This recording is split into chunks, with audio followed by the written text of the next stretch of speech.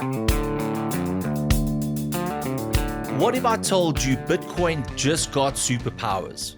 And no, we're not talking about the new ETF or another halving cycle hype. We're talking about real trustless DeFi powered by Bitcoin. But here's the twist. The magic is happening on Cardano. Are you intrigued? Well, you should be. Yeah, dads, grab your coffee or your crypto cold brew because today we're unpacking one of the biggest stories that could change the game for Bitcoin holders, DeFi builders, and yes, even you, the everyday crypto curious dad. Welcome back to Dad's Gone Crypto, everybody. The show that two dads break down crypto chaos into something your neighbor, your teenager, or even your in-laws can understand. We're your hosts, Sean and Ryan. We go deep but stay dad friendly, from the tech behind the tokens to real life impact of blockchain. But let's go ahead and jump right into today's topic, Bitcoin DeFi. So why is this even newsworthy? Bitcoin has always been seen as digital gold, a store of value, but it's pretty limited. You can't really build on it, move fast with it, or earn yield from it, unless you use centralized middlemen.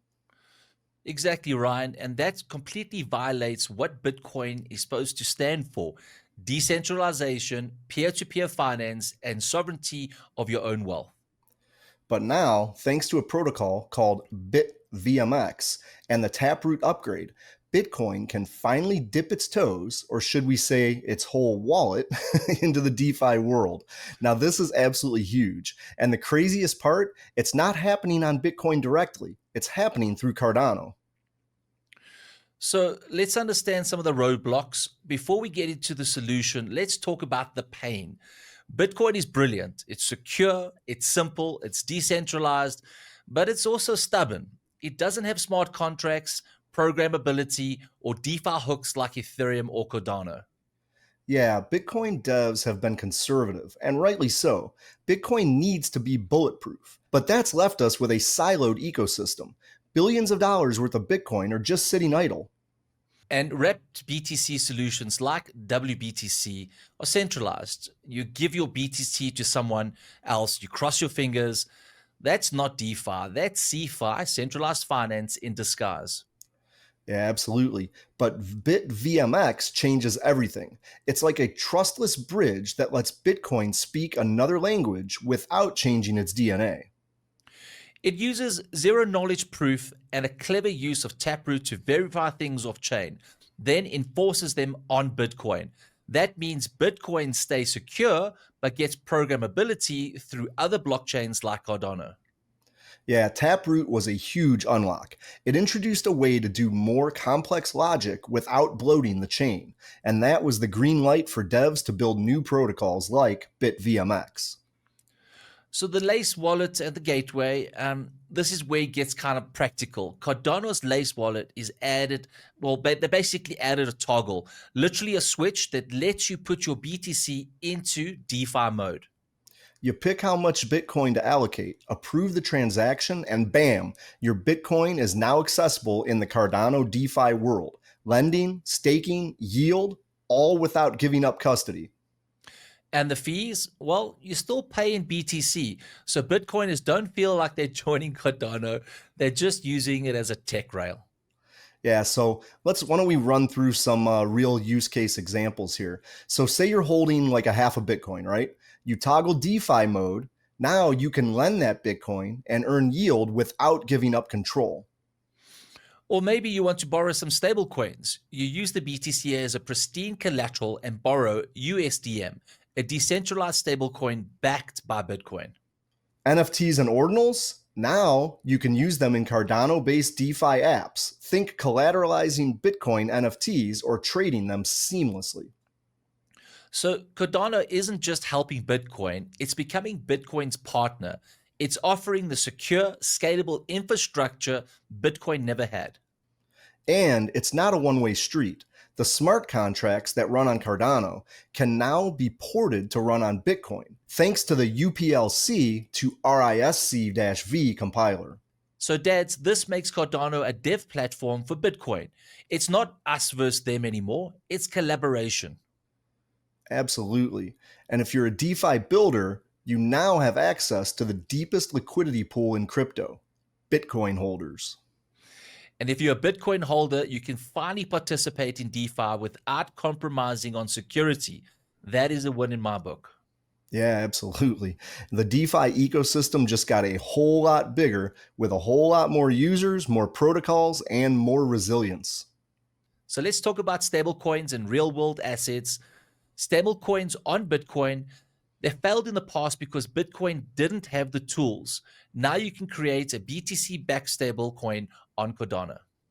And that opens up the world of real-world assets. Think tokenized gold, real estates, IP rights, all backed by Bitcoin with Cardano managing the contracts. Bitcoin is the world's hardest money. It deserves the world's most advanced rails. That is what's happening right here. Yeah, for sure. And let's talk about the future possibilities here.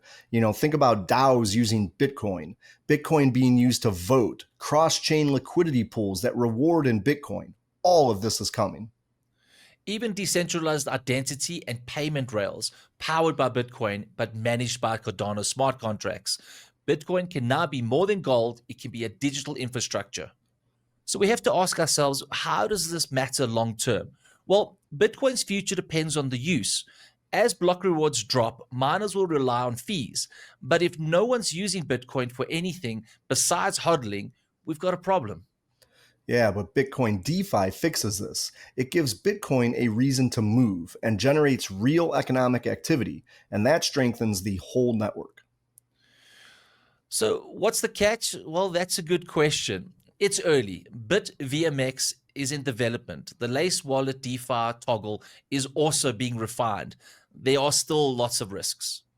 But unlike alt L1s or VC-ridden chains, this is being built by OGs, input-output, Fairgate, rootstock, with real engineering and academic rigor. Well, if anybody can pull this off, it's these guys, and now it's all about, can they execute on the plan? Yeah, absolutely, Sean. That is definitely the question. But, Bitcoin really needs this. It's like watching your favorite grandpa hit the gym and come out jacked. Still wise, still strong, but now ready to sprint. For the skeptics out there, don't think of it as Cardano hijacking Bitcoin. Think of it as Cardano giving Bitcoin a second wind, a new life, and a new chapter. And for all you dads out there stacking sats, imagine earning yield on that Bitcoin while still holding your keys. Now that's the dream. All right, guys. So we've basically covered what's happening in the space. Now we're on to an important segment, which is called Dad's Got Jokes. Ryan, have you prepared a dad joke? Well, Sean, I have a lot of jokes about unemployed people, but sadly, none of them work. That's good. That's very good. That's a proper dad joke. So, Ryan, I have to ask you, what did the two oceans say to each other? What? Nothing. They just waved. Another proper dad joke for sure. All right, guys. Well, if you enjoyed the episode and what we covered today, please hit that like and subscribe button.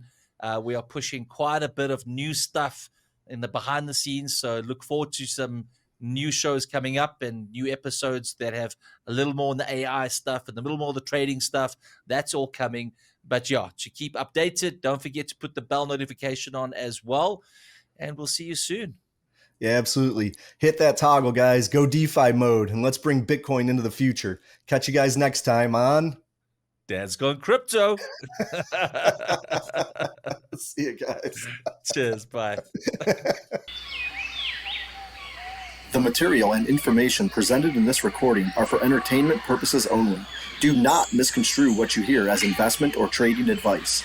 Always do your own research. The views, thoughts, and opinions expressed by the guests on this recording are their own and do not necessarily reflect those of Dad's Gone Crypto or its hosts.